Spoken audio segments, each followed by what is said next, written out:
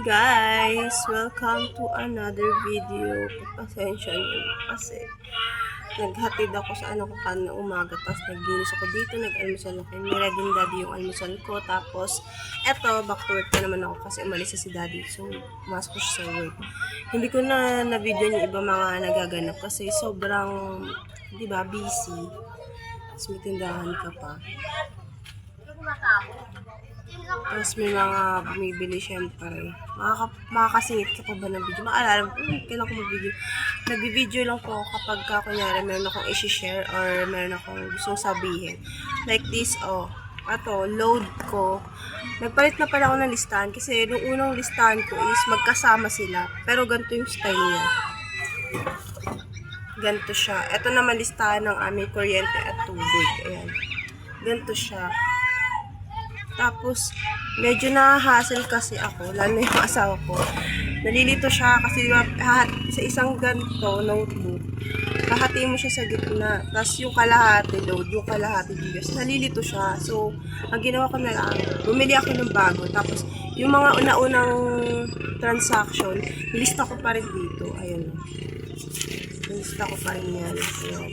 Kita niyan. Nilista ko pa rin. Pero magkahiwalay na siya. Tsaka very aesthetic na ng style niya kasi logbook. Tapos kahit mabagsak hindi siya masisira or may papupunit. Diba? Init lang. Tsaka i-share ko pala sa inyo guys yung nangyari sa akin. Sa load. Para lang po to sa mga may tindahan or nagtatransaction ng load. Ganito kasi nangyari sa akin. Nagpa-load po ako. Parang kahapon. Nagpa-load ako ng customer. Nagpa-load siya. Tapos, niloadan ko siya. Yung load ko sa kanya is nakalagay doon, failed.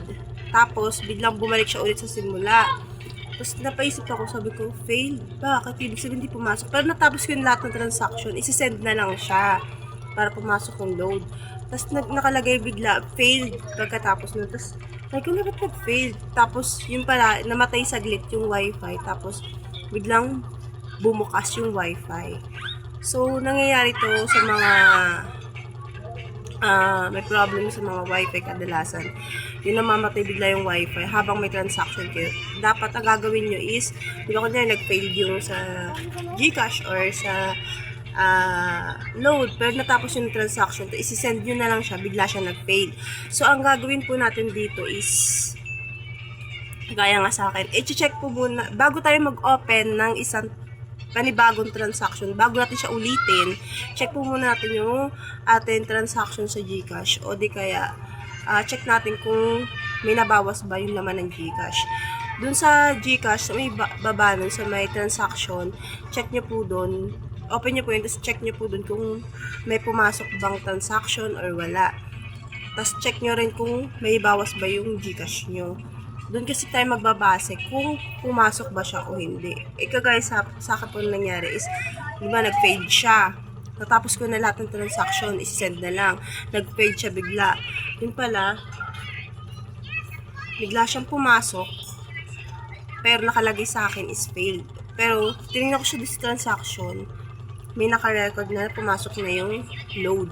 Kaya hindi ko na siya kailangang ulitin. So, awareness po muna tayo bago tayo ay mag-transact ulit ng panibago. Bago natin siya ulitin, check po muna natin yung transaction natin kung may pumasok at check din natin Gcash natin kung may nabawas. Kasi, lesson learned to sa akin. Kasi, buti hindi ko pa ulit. Sabi ko, wait lang po kasi check ko po muna. Talaga kinausap ko po na yung customer. Hindi na nakuha mo